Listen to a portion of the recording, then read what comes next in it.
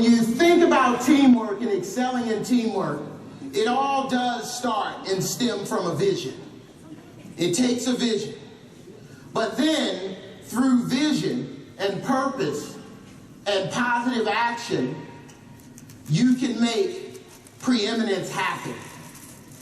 So on the count of 3, I want all of you to clap one time on the count of 3. 1, 2, 3. All right. You can build on that. You can grow on that. And you can achieve more on that. But another thing that I've learned over time and through life is that it also takes passion. It takes passion.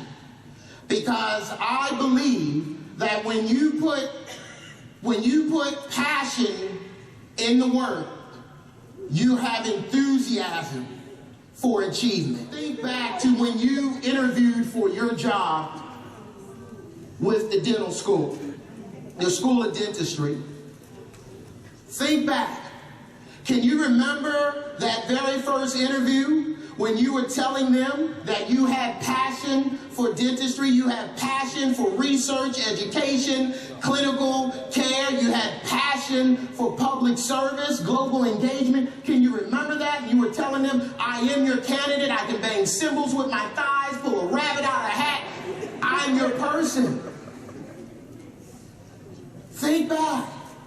But what happens over time as it pertains to not being a team player? It becomes just a job. Just a job. And let me explain to you what just a job mentality is. You set your alarm clock to go off at 5 or 5:30 in the morning. It goes off and you hit what? Snooze. Some people are aware. You hit snooze. And in the United States, every 5 to 7 minutes, the alarm clock goes off again. And you hit snooze again. Then you hit it 5, 6, 7 more times. And then all of a sudden, in the back of your mind, you have to get up or you're going to be late for work. And if you have small children still at home, this is what it sounds like. This is what it feels like. You jump up and you run into your children's room yelling, get up, get up, get up, get up. You can't have me late for work. Get up. And the kids are startled. They're shaking. And they're like, okay, and they put on their clothes, they grab their backpack, you're pushing them out the door, and they look back and they say, Ma, I haven't had breakfast, pour it in a cup, get on the bus. And if you're a guy, you wake up and you're doing the same thing. And then when you get in your car, you get yourself ready, you get yourself in your car, you're headed up the road, you're headed to work. What color are all the lights? Red. Red. See, when you operate life that way, most of the time, the only thing you can see are the negative things. The only thing that happened to you are the negative things. So all the lights are red. You're putting your makeup on in the car, and if you're a guy, you grab a shirt out of the hamper. You said it's a grunge day. The dean won't come to see me today. Students won't see me, nor patients. And you get to work, and yet you manage to be 10 minutes early and still 20 minutes late getting to your area. Why? Because you got to tell people about last night.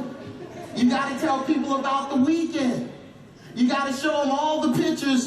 I just came back off a cruise.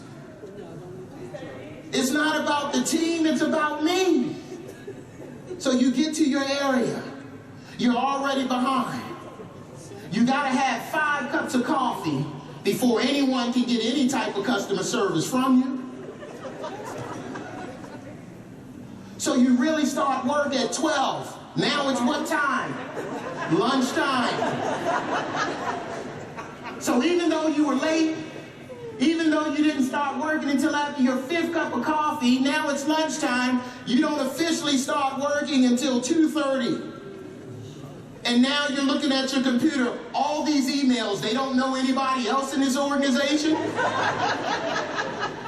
Be negative, why be bitter? You know, they say people don't get ulcers because of what they eat, but they get ulcers because of what's eating them. And if you don't believe today is a good day, if you woke up on the other side of the dirt, today is a good day. Why be negative? I need you all to give me your energy and enthusiasm. Ready? 1, 2, 3, dance in it.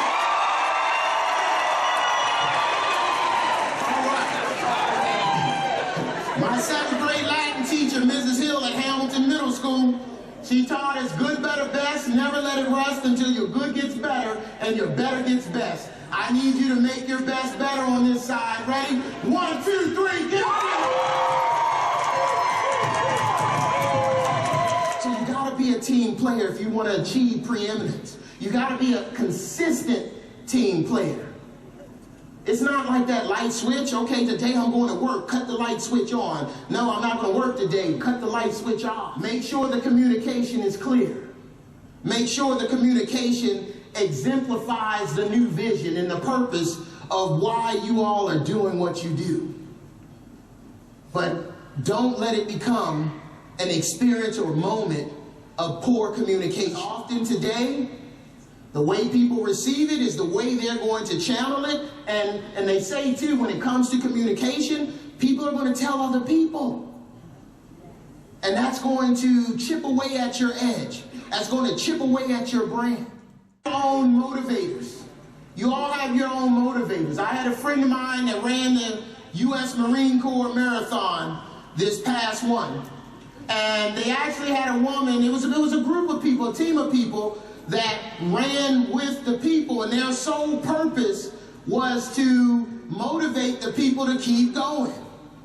And he said he started to drag, and this woman ran up beside him, and she said, "What song are you listening to?" Now he's sucking wind. He's thinking he's about to die. He's like, "I'm not listening to any music." She said, "You need to change the tune." She said, "Whatever that song is to get you going, pick you up again, you need to hear that. You need to hear those words." And he finished that race. And when he finished, he called me. He said, "Man, he said, that was a life-changing experience." He said, "Because I trained hard. I wanted to run. I wanted to do every mile, every second." And he said, "I was about to give up, and she came up beside me and said, 'Change the tune.'" And that's my charge for you all today, is to make sure your mindset is what I'm doing or what I'm saying and how I'm doing it, is it green and growing? Or is it putting me and my team in a ripe and dying stage?